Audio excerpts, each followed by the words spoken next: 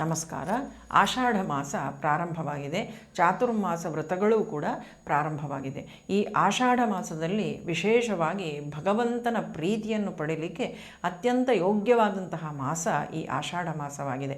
ಆಷಾಢ ಮಾಸದಲ್ಲಿಯೇ ನಾವು ಆಷಾಢ ಏಕಾದಶಿ ಅಂತ ವಿಶೇಷವಾಗಿ ಆಚರಣೆಯನ್ನು ಮಾಡ್ತೇವೆ. ಗುರುಪೂರ್ಣಿಮೆಯೂ ಕೂಡ ಈ ಆಷಾಢ ಮಾಸದಲ್ಲಿ ಬಂದಿದೆ. ಈ ಆಷಾಢ ಮಾಸದಲ್ಲಿ ವಿಶೇಷವಾಗಿ ಶಾಖವ್ರತ ಅಂತ ಮಾಡ್ತಾರೆ. ಅಂದರೆ ಪ್ರತಿ ಒಂದೊಂದು ಮಾಸಕ್ಕೂ ಕೂಡ ಒಂದೊಂದು ತಿನಿಸನ್ನು ವರ್ಜ್ಯ ಮಾಡುವುದರ ಮುಖಾಂತರ ದೇವರ ಪ್ರೀತಿಯನ್ನು ನಾವು ಹೇಗೆ ಪಡ್ಕೊಳ್ಬೋದು ಅಂತ ಹೇಳುವಂಥದ್ದನ್ನೆಲ್ಲ ವಿಶೇಷವಾಗಿ ಹೇಳ್ತಾ ಬರ್ತಾರೆ. ಅದರಲ್ಲಿ ಈ ಆಷಾಢ ಮಾಸದಲ್ಲಿ ಶಾಖವ್ರತ ಅಂತ ತರಕಾರಿಗಳನ್ನು ವಿಶೇಷವಾಗಿ ಬಿಡ್ತಾರೆ. ಈ ರೀತಿ ತ್ಯಜಿಸಿ ಭಗವಂತನ ಪ್ರೀತಿಯನ್ನು ಸಂಪಾದಿಸುವುದರ ಜೊತೆಗೆ ಇಂದ್ರಿಯ ನಿಗ್ರಹಗಳನ್ನು ಮಾಡಿಕೊಳ್ಳುವುದಕ್ಕೆಲ್ಲ ವಿಶೇಷವಾದಂಥ ಮಹತ್ವವನ್ನು ಆಷಾಢ ಮಾಸದಲ್ಲಿ ಕೊಡ್ತಾರೆ. ಆಷಾಢ ಮಾಸದಲ್ಲಿ ಪ್ರಾತಃ ಕಾಲ ಬೇಗನೆ ಎದ್ದು ಭಗವಂತನ ಆರಾಧನೆಯನ್ನು ಮಾಡುವಂಥದ್ದು, ನದೀ ಸ್ನಾನಕ್ಕೆ ವಿಶೇಷವಾದಂಥ ಮಹತ್ವವನ್ನು ಕೊಟ್ಟಿದ್ದಾರೆ. ನದೀ ಸ್ನಾನ ಆಷಾಢ ಮಾಸದಲ್ಲಿ ಯಾಕೆ? ಸಾಮಾನ್ಯವಾಗಿ ಮಳೆಗಾಲದಲ್ಲಿ ನದೀ ಸ್ನಾನವನ್ನು ವರ್ಜ್ಯ ಅಂತ ಹೇಳ್ತಾರೆ. ಮಳೆಗಾಲದಲ್ಲಿ ನದೀ ಸ್ನಾನ ಮಾಡುವಂತಿಲ್ಲ. ನಮ್ಮ ಶಾಸ್ತ್ರಗಳು ಕೂಡ ಇದಕ್ಕೆ ವಿರೋಧವನ್ನೇ ಹೇಳಿದ್ದಾವೆ. ಆದರೂ ಕೂಡ ಈ ಆಷಾಢ ಮಾಸದಲ್ಲಿ ನದೀ ಸ್ನಾನ ಶ್ರೇಷ್ಠ ಯಾಕೆ? ಅದರಲ್ಲಿಯೂ ತಪತಿ ನದಿಯ ಸ್ನಾನವನ್ನು ಆಷಾಢ ಮಾಸದಲ್ಲಿ ವಿಶೇಷ ಅಂತ ಹೇಳ್ತಾರೆ. ಈ ಯಾಕೆ ವರ್ಜ್ಯ ಮಾಡಿದ್ದಾರೆ ಆಷಾಢ ಮಾಸದಲ್ಲಿ ನದೀ ಸ್ನಾನ ಅಂತ ಹೇಳಿದರೆ, ಒಂದನೆಯದಾಗಿ ಮಳೆಗಾಲದಲ್ಲಿ ಎಲ್ಲ ನದಿಗಳಲ್ಲಿಯೂ ಕೂಡ ನೀರು ಎಲ್ಲಿಂದೆಲ್ಲ ಹರಿದು ಹೆಚ್ಚಾಗಿ ಬಂದು ತುಂಬಿ ಪ್ರವಾಹ ಬರುವಂಥ ಸಾಧ್ಯತೆ ಉಂಟು. ಆ ಕಾರಣಕ್ಕಾಗಿ ಮಳೆಗಾಲದಲ್ಲಿ ನದಿಯಲ್ಲಿ ಸ್ನಾನ ಮಾಡುವಂತಿಲ್ಲ. ಅಲ್ಲದೆ ಸಾಂಕ್ರಾಮಿಕ ರೋಗಗಳೂ ಕೂಡ ಬರುವಂಥ ಸಾಧ್ಯತೆ ಉಂಟು. ಹಾಗಾಗಿ ನದಿ ಸ್ನಾನ ಬೇಡ ಅಂತ ವರ್ಜ್ಯ ಮಾಡಿದ್ರೂ ಕೂಡ ಮಳೆಗಾಲದಲ್ಲಿ ನದಿಗಳೆಲ್ಲವೂ ಕೂಡ ರಜಸ್ವಲೆಯಾಗಿರ್ತದೆ ಅಂತ ಹೇಳುವಂಥ ಒಂದು ಕಲ್ಪನೆಯನ್ನು ಕೊಡ್ತಾರೆ. ಆದರೆ ಆಷಾಢ ಮಾಸದಲ್ಲಿ ನದೀ ಸ್ನಾನ ವಿಶೇಷ, ಅದರಲ್ಲಿಯೂ ತಪತಿ ನದಿಯ ಸ್ನಾನ ಬಹಳ ವಿಶೇಷ ಅಂತ ಹೇಳುತ್ತಾರೆ. ಇದು ಯಾಕೆ ಅಂತ ಹೇಳುವಂಥದ್ದನ್ನು ಇವತ್ತು ತಿಳ್ಕೊಳ್ಳುವ. ತಪತಿ ನದಿ ಇದು ಮಧ್ಯಪ್ರದೇಶದಲ್ಲಿ ಹುಟ್ಟಿ ಮಹಾರಾಷ್ಟ್ರ, ಗುಜರಾತ್ ಮುಖಾಂತರ ಸಾಗಿ ಬಂದು ಬಂಗಾಳ ಕೊಲ್ಲಿಯನ್ನು ಸೇರುವಂತಹ ನದಿ.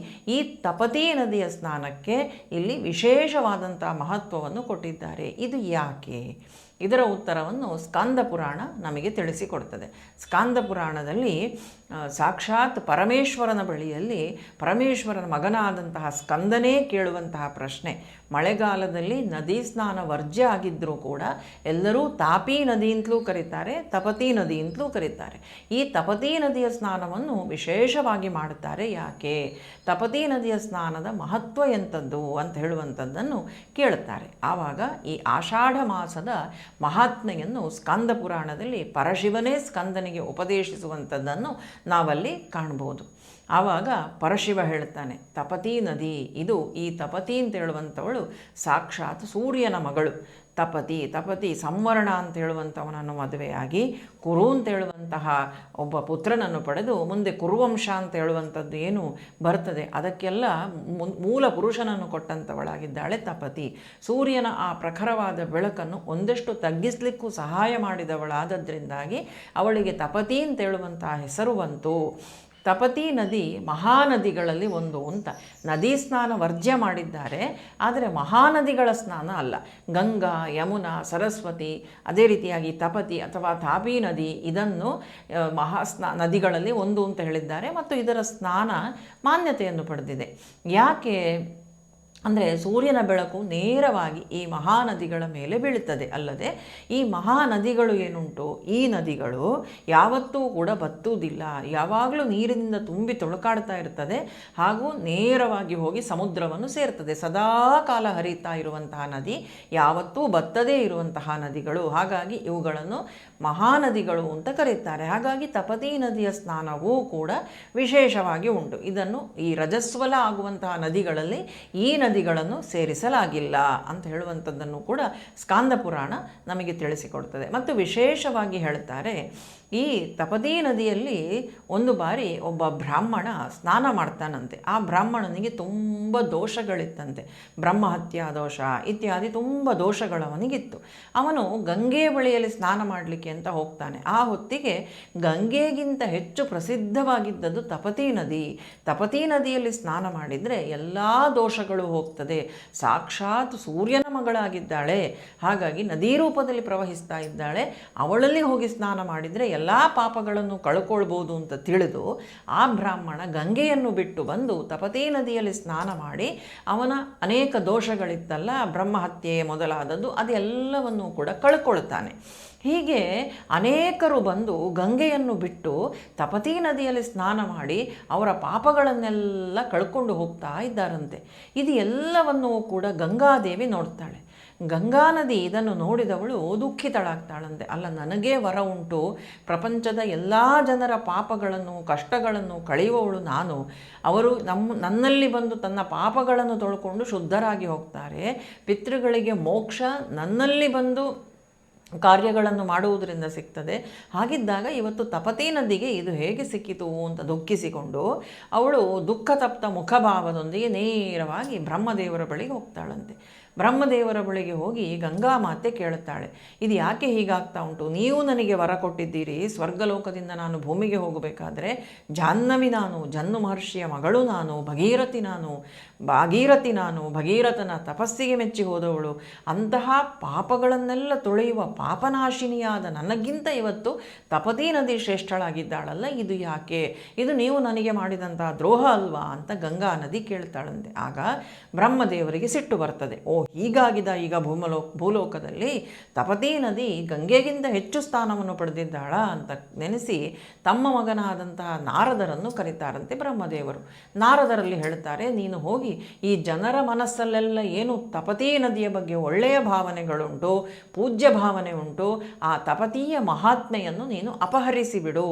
ಇವತ್ತಿನಿಂದ ಯಾರಿಗೂ ಕೂಡ ತಪತೀ ನದಿ ಶ್ರೇಷ್ಠ, ಅಲ್ಲಿ ಹೋಗಿ ಸ್ನಾನ ಮಾಡಬೇಕು ಅಂತ ಹೇಳುವಂತಹ ಭಾವನೆ ಬರಕೂಡುದು ಅಂತ ಬ್ರಹ್ಮದೇವರು ಹೇಳುತ್ತಾರೆ. ನಾರದರು ಹಾಗೇ ಮಾಡ್ತಾರೆ. ಆ ತಪತೀ ನದಿಯ ಮಹಾತ್ಮೆಯನ್ನು ಈ ನಾರದರು ಅಪಹರಿಸಿ ಬಿಡುತ್ತಾರೆ. ಈಗ ಏನಾಯಿತು, ಶ್ರೇಷ್ಠರಾದಂಥ ಸ್ಥಾನದಲ್ಲಿ ಇದ್ದರೂ ಕೂಡ ತಪ್ಪನ್ನು ಮಾಡಿದ್ದಾರೆ ಇವರೆಲ್ಲ. ನಾರದರು ಇರ್ಬೋದು, ಬ್ರಹ್ಮದೇವರು ಇರ್ಬೋದು, ತಪತೀ ನದಿ ಗಂಗೆಗಿಂತ ಶ್ರೇಷ್ಠಳಾಗಬಾರ್ದು ಅಂತ ಹೇಳುವಂಥ ಆಲೋಚನೆಗೆ ಬಂದಿದ್ದಾರೆ. ತಪತೀ ನದಿ ಕನಿಷ್ಠ ಅಂತ ಹೇಳುವಂಥ ರೀತಿಯಲ್ಲಿ ಭಾವನೆಯನ್ನೊಮ್ಮೆ ತರಿಸಿಕೊಂಡದ್ರಿಂದಾಗಿ ನಾರದರ ಜ್ಞಾನ ಎಲ್ಲ ಹೊರಟು ಹೋಯಿತು. ಯಾವಾಗ ತಪತೀ ನದಿಯ ಮಹಾತ್ಮೆಯನ್ನು ಕದ್ದು ಬಿಟ್ಟರೋ ನಾರದರ ಜ್ಞಾನ ಹೋಯಿತು. ಸದಾಕಾಲ ನಾರಾಯಣ ನಾರಾಯಣ ನಾರಾಯಣ ಅಂತ ಹೇಳಿಕೊಂಡು ಎಲ್ಲ ಕಡೆಯಲ್ಲೂ ತಿರುಗಿಕೊಂಡು ಭಗವಂತನ ನಾಮಸ್ಮರಣೆಯನ್ನು ಸದಾಕಾಲ ಮಾಡ್ತಿದ್ದಂತಹ ನಾರಾಯಣ ಅಂತ ಹೇಳ್ತಾ ಇದ್ದಂತಹ ನಾರದರಿಗೆ ಆ ಭಗವದ್ನಾಮವೇ ಬಾಯಲ್ಲಿ ಬರ್ತಿಲ್ಲ. ಅಜ್ಞಾನ ಅವರನ್ನು ಆವರಿಸಿಕೊಂಡು ಬಿಟ್ಟಿತು. ಆಗ ನಾರದರು ಬಂದು ಹೇಳ್ತಾರಂತೆ, ಅಯ್ಯೋ, ಇದು ಏನಾಗಿ ಹೋಯಿತು, ನನಗೆ ಯಾಕೆ ಭಗವಂತನ ಸ್ಮರಣೆ ಬರ್ತಾ ಇಲ್ಲ, ನನಗೆ ಯಾಕೆ ಇದ್ದಕ್ಕಿದ್ದ ಹಾಗೆ ಅಜ್ಞಾನ ನನ್ನನ್ನು ಆವರಿಸಿಕೊಂಡ ಹಾಗೆ ಆಗ್ತಾ ಉಂಟು, ಈ ಅಜ್ಞಾನಕ್ಕಿಂತ ಸಾವೇ ಮೇಲು, ಅದರಿಂದ ನನಗೆ ಈ ಅಜ್ಞಾನ ಬಂದಿದ್ದೆಲ್ಲ ನನಗಿದು ಬೇಡ, ನನಗಿದರಿಂದ ಪಾರು ಮಾಡಿ ಅಂತ ಬ್ರಹ್ಮದೇವರ ಬಳಿಯಲ್ಲಿ ಕೇಳಿಕೊಳ್ತಾರಂತೆ ನಾರದರು.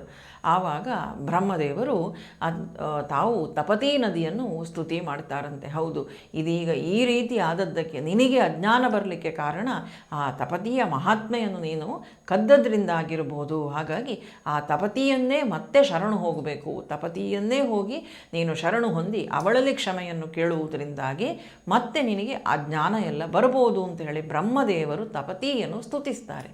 ಆವಾಗ ತಪತೀ ನದಿ ಏನಿದೆ ಅದು ಆಕೆ ನೇರವಾಗಿ ಬ್ರಹ್ಮದೇವರ ಮುಂದೆ ಬರ್ತಾಳಂತೆ. ಬಂದು ಕೇಳ್ತಾಳೆ, ಯಾಕೆ ಎಲ್ಲರೂ ನನ್ನನ್ನು ಇಷ್ಟೊಂದು ಸ್ತುತಿ ಮಾಡ್ತಾ ಇದ್ದೀರಿ, ಏನಿದ್ರ ಉದ್ದೇಶ, ಯಾಕಾಗಿ ಅಂತ.